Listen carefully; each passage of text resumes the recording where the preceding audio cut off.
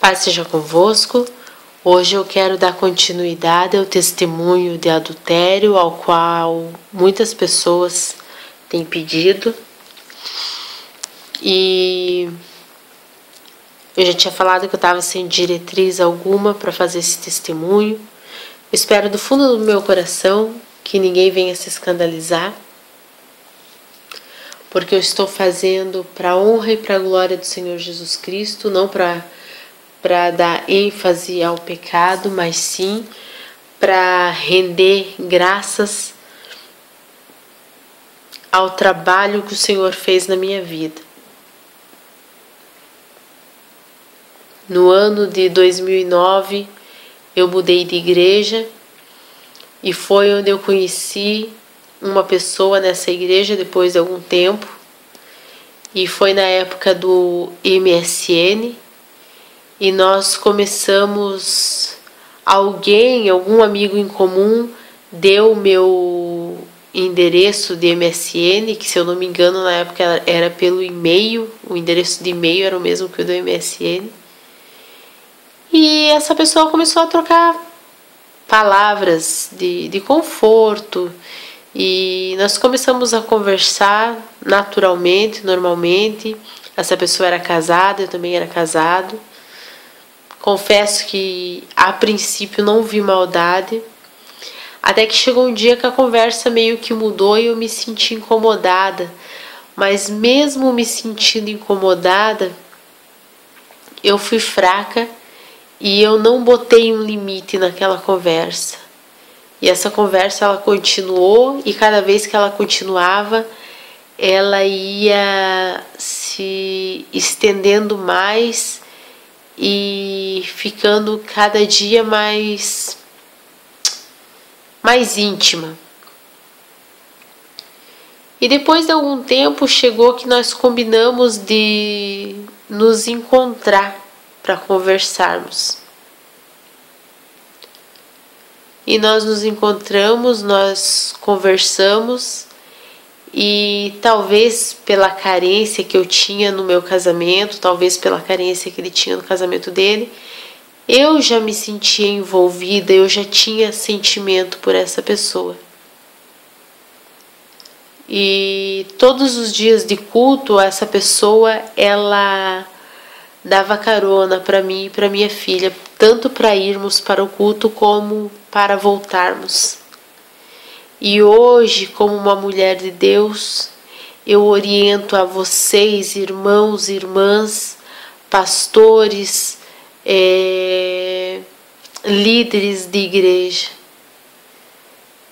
Nunca deem carona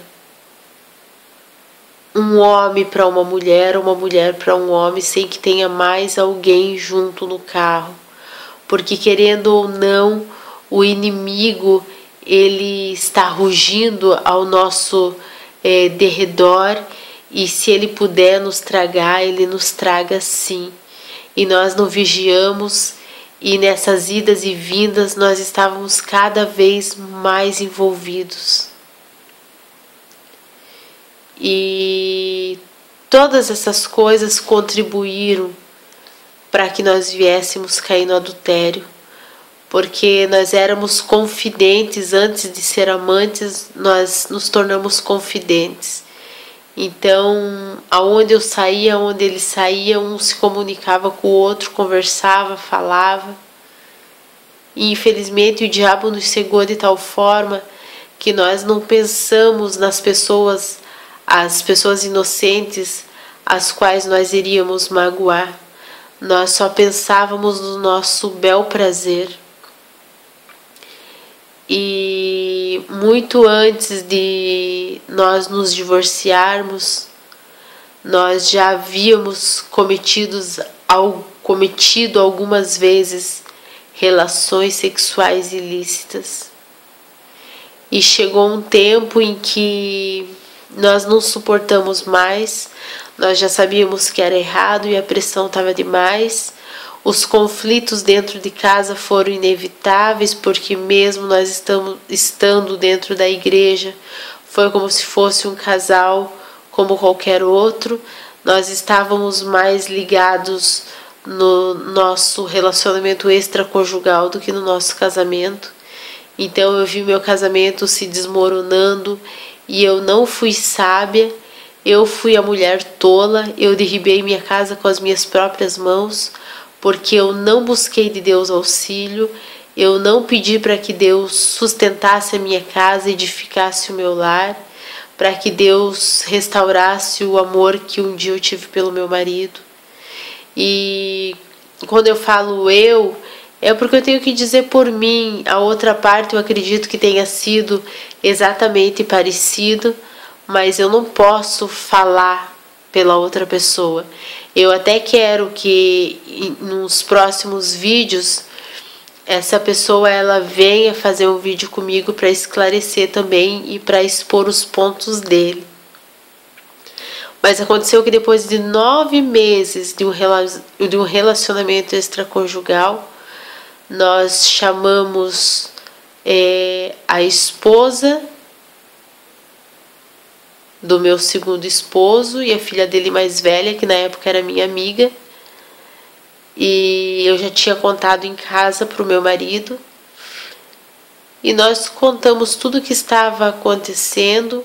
Foi um baque, ali que caiu a minha ficha do mal que eu estava fazendo para pessoas que nunca me fizeram nada. E depois desse dia tudo mudou. Eu ainda continuei indo para a igreja e passaram-se alguns dias. Essa pessoa ela foi à frente do ministério e falou que estava em pecado e que estava temporariamente deixando o ministério até ele se consertar, até ele se reconciliar com Jesus e ter a vida dele apta a estar num púlpito pregando a palavra de Deus. E quando isso aconteceu, eu saí da minha casa, dei entrada no meu divórcio. Essa pessoa também já havia dado entrada no divórcio dele e saiu de casa.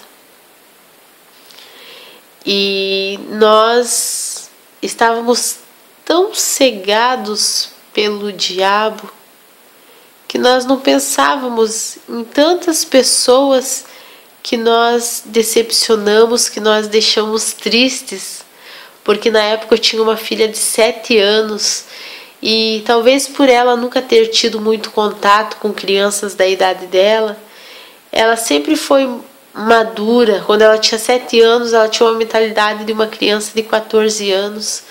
E eu e o pai dela, nós sentamos, nós conversamos, nós explicamos. Eu nunca me isentei da minha culpa.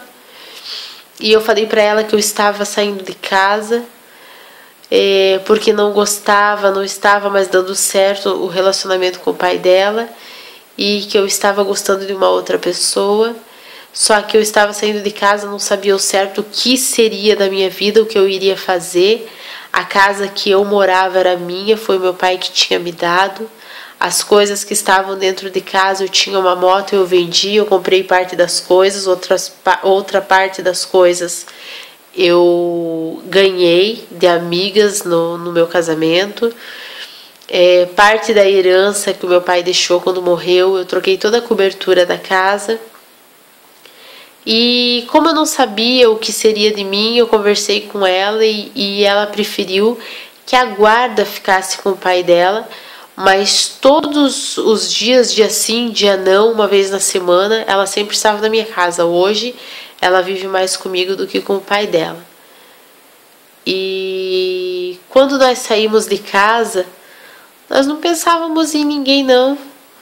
Nós só queríamos viver aquele amor de adolescente.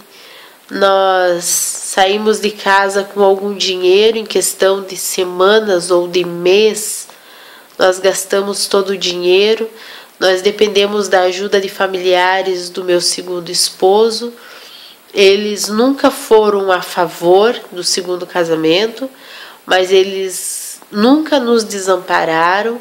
Eu louvo pela vida de cada um deles, porque dos que ajudaram, porque sempre me receberam em suas casas, mesmo não me conhecendo, sempre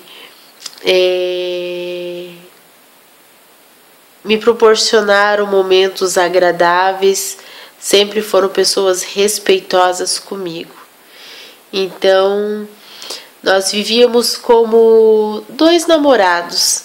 E é por isso que eu digo, você, meu irmão, você, minha irmã, que está passando por um momento que o seu esposo, que a sua esposa saiu de casa e que você está desesperado. Ore a Deus, entregue nas mãos de Deus, porque esse recém-momento de sair de casa é um momento em que tanto o homem quanto a mulher se acha adolescente, acha que está vivendo o maior amor do mundo, e nesse momento a pessoa não está ligando para os outros de fora, não, eu digo por experiência própria. Eles não estão ligando para o que os outros estão sofrendo, não estão sofrendo. Esse amor, por ele ser um amor ilícito, por ser um amor adúltero, ele é um amor egoísta. Ele não se importa com quem está sofrendo, com quem está falando, com quem foi prejudicado.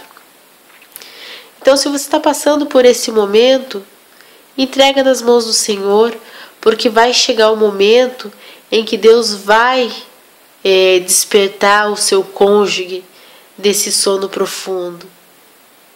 Tenha paciência, tenha sabedoria e coloque os seus joelhos em oração, porque Deus vai te dar vitória. Esse foi mais um pedaço do testemunho. Eu não quero fazer vídeos muito grandes, porque tem pessoas que reclamam e que daí já não querem mais assistir.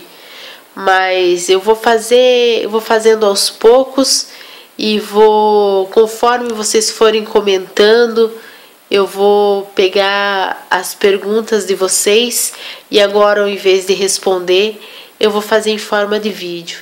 Então, se você tem o teu cônjuge que saiu de casa há pouco tempo, que você venha orar, venha entregar na mão de Deus, porque o diabo, ele cega mesmo, e a pessoa que saiu de casa e está vivendo um relacionamento extraconjugal, ele acha que ele está vivendo o maior e melhor amor do mundo, da vida que ele podia viver, e ele não está nesse momento preocupado com quem ele deixou. Esse vídeo ele vai continuar, e quem tiver pergunta pode deixar a pergunta no comentário, porque das perguntas eu vou formulando outros vídeos.